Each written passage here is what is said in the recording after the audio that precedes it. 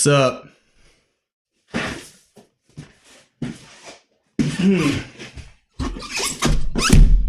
Donk. This is as zoomed out as I can get on the view. Sorry, everybody. Let's unbox some tea. I believe I removed all of the personalized information. Is this all my tea? No. Is it mostly my tea? Yes. Okay, first things first. 1980s Luau.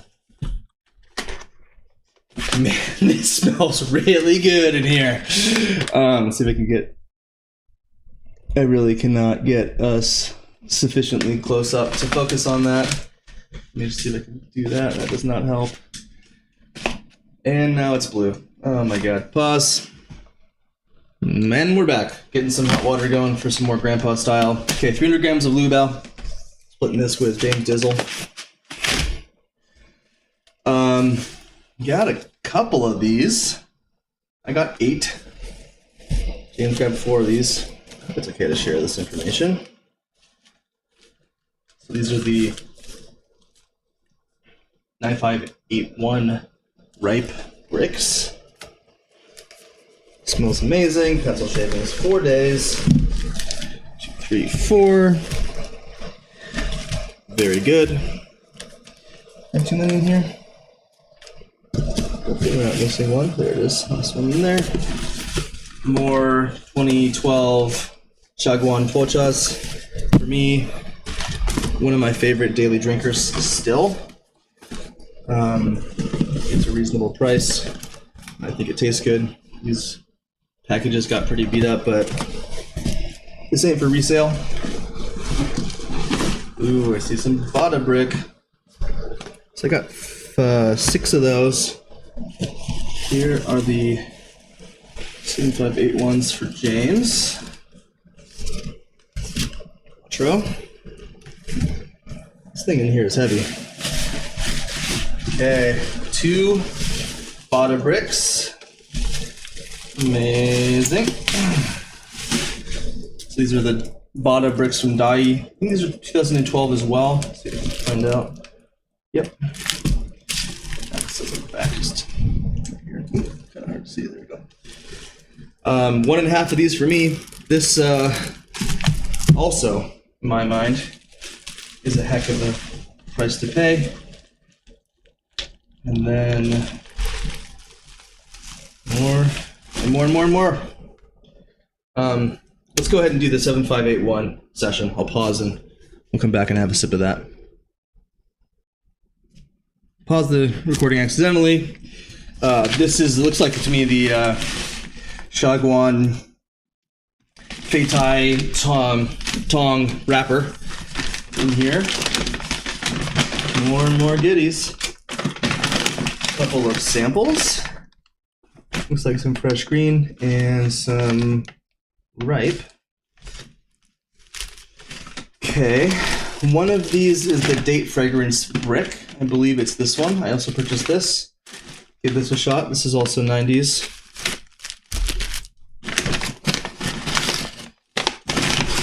Here's the V93. Just one tocha. These they gave it to us in the big thing, but just the one tocha. This is also 2012. James and I both got the Golden Needle cake, ripe. I bought some young 8582 to get a sense of the storage. And I believe this is 2012. Yep. And so I just purchased 2006 from mainland. This is going to be stored in Taiwan, so it's going to have a different storage character to it. So looking forward to trying this. At this point I have, I think, 3 or 4 different ages and vintages in storages. So anyway, really reasonable for this guy. And most likely just going to have one session off of it and then store it for quite some time. Okay. And the 2 foot tie cakes. Gosh, I can't remember the recipe. It's the iron cakes. These are the 3+1 because having them for 2004 is bad luck. 4 is a unlucky number, so the 3+1 for 2004 pressing. Man, I'm gonna forget the numbers. 8653. I can't remember. Easy drinking, reasonable price on these. Not the cheapest, but really quite tasty. Okay, there's most of the tea. I think there's another package coming, but whatever.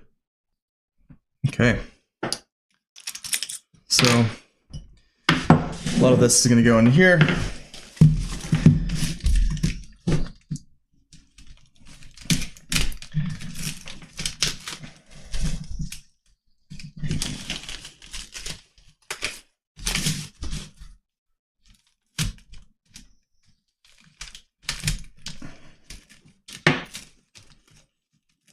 Really think about it, but it's like, this is the only context that I'm touching stuff that's this old. That's like a food product. And this paper is old, right? Oh yeah. Check that out. Let's get in here if we can. How about that? Look at the color on that. It's amazing. So here's this brick. Let's go ahead and take a side profile look.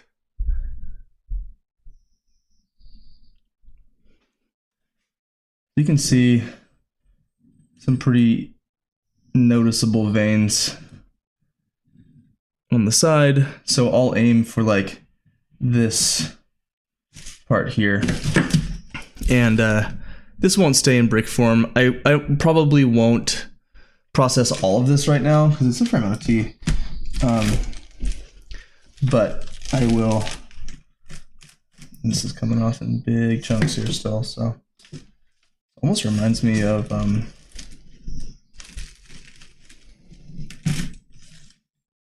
Chateau.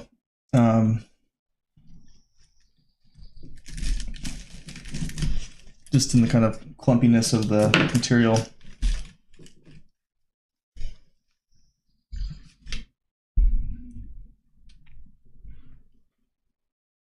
The Chateau is the big clumps that happen in the wet piling process for ripe puer.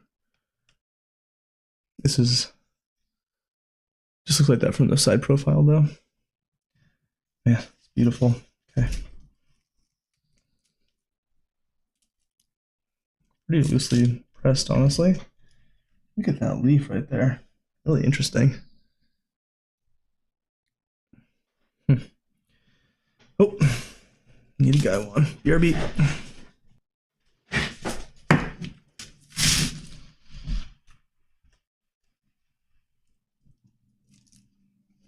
And this tea is old. You can tell it is wanting to come apart.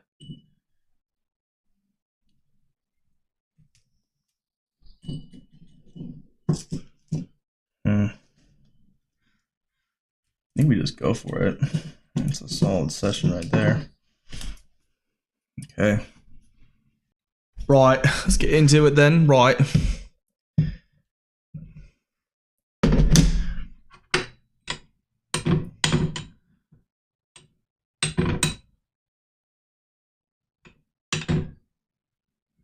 You want to give something like this a good old rinse. That's for sure. I'm trying to agitate this. Trim out here. Aroma already so fine.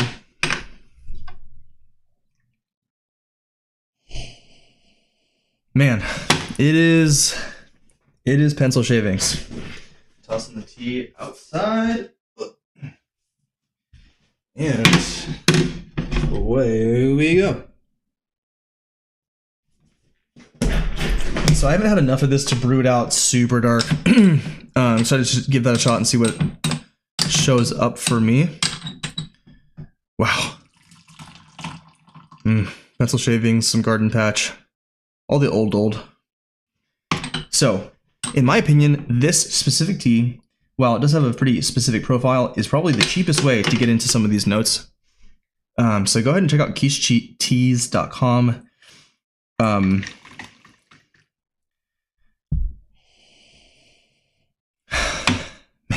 nice little fruit aroma on the end of that. Kind of a little bit of a plum. Smells really clean. It's just crazy. This is some old stuff. Cheers.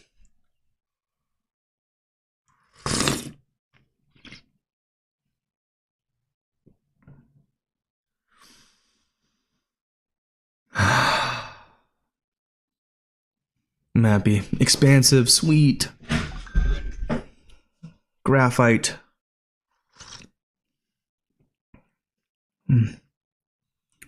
The coziest wood. Guys. Some camphor. This is a real treat. This is a fun one for me. And it's not expensive. Go buy this. This is not expensive. Check this one out. This is in the daily drinker category for me. Picked up 8 bricks.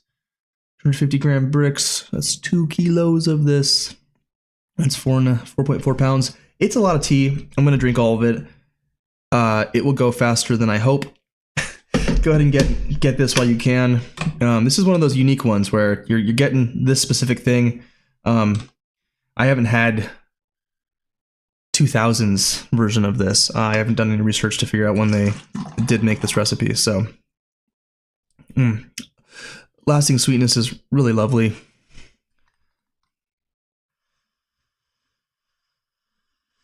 Oh, maple syrup on the nose.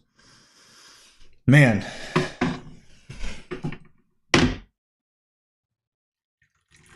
Much darker. Pip pip.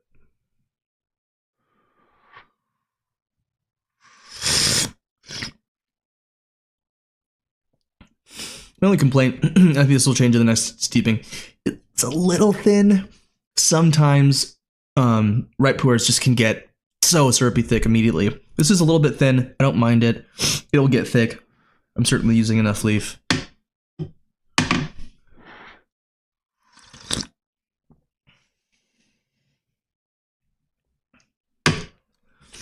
It is good. If the idea of drinking woody, pencil, graphite, mineral, dark flavors sounds bad, don't buy this tea. If that sounds interesting to you, at least get a brick of this. It is so good. Have this one in your quiver of flavors for ripes too. This is, to me, not an out of character ripe. It tastes like ripe tea to me, but it has a complexion that is a little bit harder to find in your classic, fairly affordable ripe. I'm thinking like early 2010s, just classic Dayu recipes and things like that. This is really lovely.